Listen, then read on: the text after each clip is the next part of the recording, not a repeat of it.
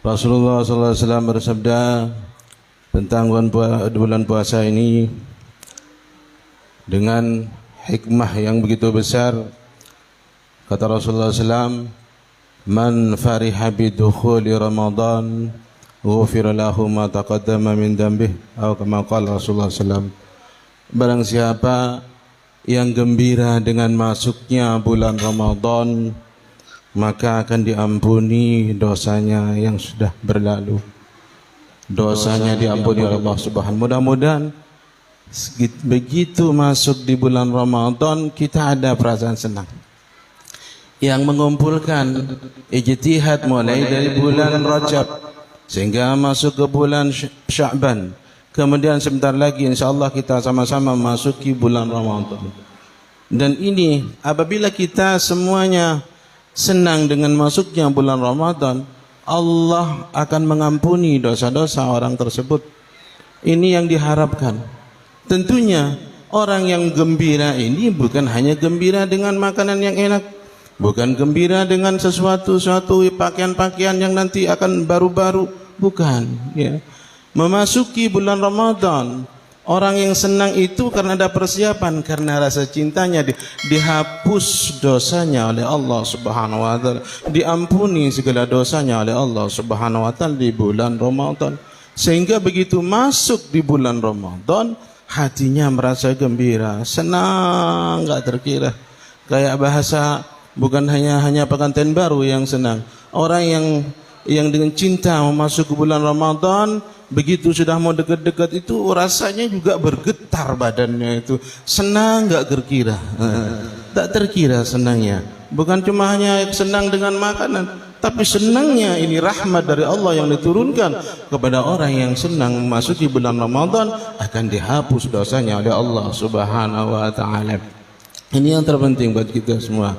Cuma hati-hati ketika dalam puasa itu banyak ujian dari penglihatan, ujian dari dari lisan kita, ujian daripada panca indera kita, juga ujian yang termasuk ujian hati.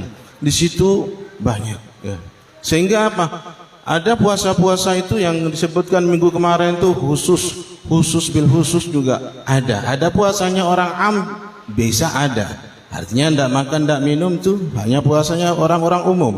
Tapi puasa yang hakikatnya orang yang berpuasa ini ya ketika melakukan puasa bukan hanya tidak makan, tidak minum, tapi dia lisannya sepanjang indranya dijaga dari perbuatan-perbuatan yang mengundang dosa kepada Allah Subhanahu wa taala. Lebih-lebih hatinya pun juga berpuasa. Berpuasa dari apa? Dari gerakan-gerakan yang mengundang rasa riya, yang mengundang rasa yang dosa untuk kepada Allah Subhanahu wa taala.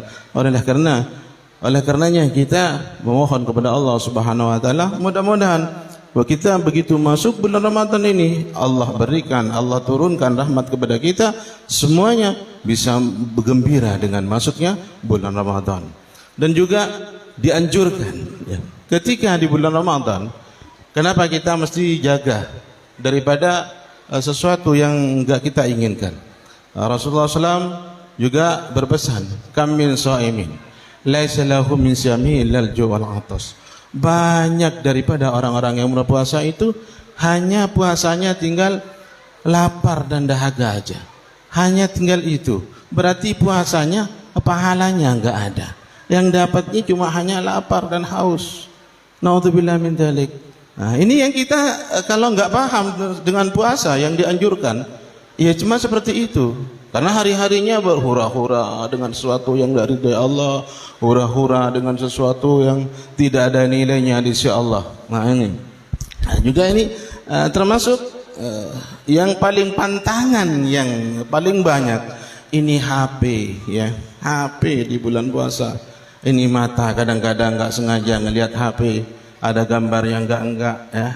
Begitu ngelihat, itu astagfirullah. Lalu yang enggak cocok dengan badan kita, ini hati-hati. Kenapa? Karena dari mata ini undangan dosa datang dulu dan cepat gitu. Ini hati-hati.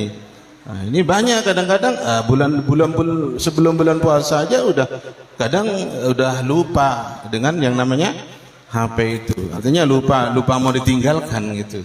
Lupa dilihat terus, lupa mau meninggalkan gitu.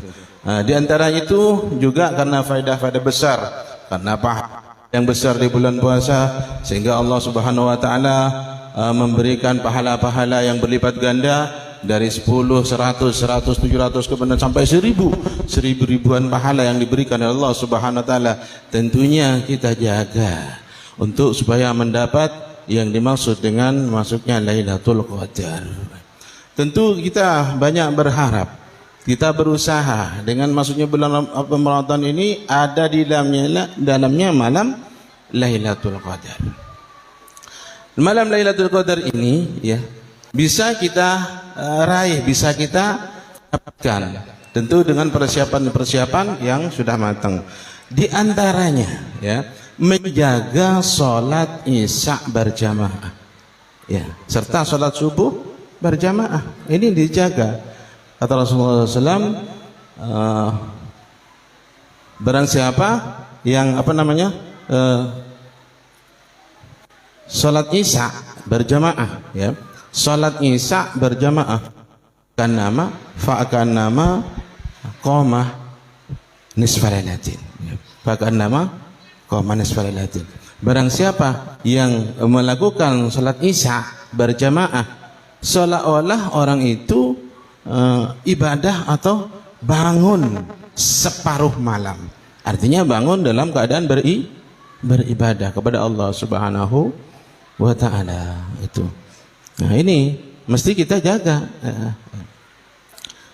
Kemudian barang siapa juga yang masuk sholat subuh berjamaah, ya, ketika orang itu sholat subuh berjamaah maka fakan nama qoma lailatan, seolah-olah orang itu bangun satu malam. Nah ini jadi sholat subuh berjamaah itu fakan nama qoma lailatan, seolah-olah orang itu bangun ibadah satu malam. Coba bagaimana ini bisa meninggalkan, bisa tidak ditinggalkan yang namanya HP itu. Ini kadang kalau sampai lihat HP terus ya bisa tidak bangun subuhnya. Nah, tapi insya Allah kalau kita niatkan, kalau kita berhati-hati dari awal insya Allah bisa bangun. Isya'nya juga salat berjamaah, maka kemudian salat subuhnya berjamaah. Kenapa salat berjamaah? Salatul jamaati tafdulu ala salatil fardhi bi 27 darajah. Itu. Kenapa salat berjamaah ini lebih afdal daripada salat sendirian, ditimbang pahalanya daripada 27 derajat. Apa yang dimaksud 27 derajat itu? Ai salatan. Salatnya dibanding dengan salat sendirian itu 27 kali.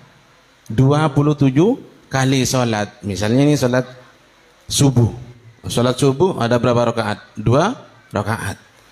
2 rakaat ini kalau salat berjamaah itu nilainya ya 27 dikali 2. Berapa? 54 rakaat. Kalau kita salat sendirian nilainya hanya 2 rakaat. Kalau salat berjamaah itu salatnya 54 rakaat. Itu kalau subuh. Kalau isya banyak lagi itu. Nah, ini yang mesti kita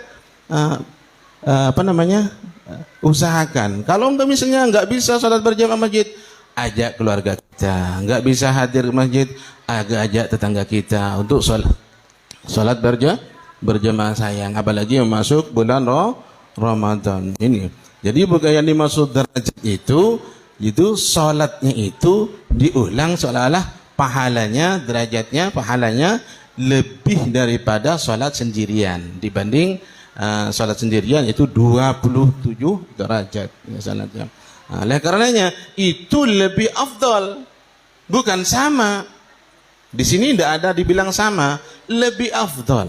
Itu artinya pernah suatu ketika ya seorang ulama itu pernah ketinggalan salat berjamaah, kemudian salat diulang, salatnya itu diulang sampai 27 kali. Salat Isya misalnya ketinggalan 4 rakaat, diulang salat Isya itu 27 kali. Ya. Begitu malam mimpi. Nah, mimpi. Udah yang orang-orang teman yang tadi yang salat berjamaah itu naik kuda, ya. Oh, laju dengan gagahnya gitu ya, pakai kuda putih dengan laju gitu.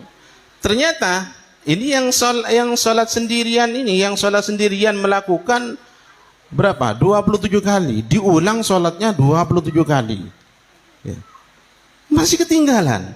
Masih ketinggalan. Sampai suatu ketika ketemu dengan seseorang bertanya, bagaimana kamu bisa ngejar ya fadilah daripada salat berjamaah sedangkan kamu cuma salat sendirian? Nah, berarti orang yang tadi mimpi lari kencang itu lebih awal itu dengan salat berjamaah. Ini lebih afdal, betul ya. Nah, ini diusahakan. Ini apalagi mau masuki bulan puasa. Mudah-mudahan kita semuanya bisa melakukan walaupun tidak maksimal, tapi insyaallah mudah-mudahan Allah memberikan kemudahan kepada kita bisa melakukan salat berjamaah, bisa melakukan ibadah puasa, dan sehingga kita mendapat ridha dari Allah Subhanahu wa taala.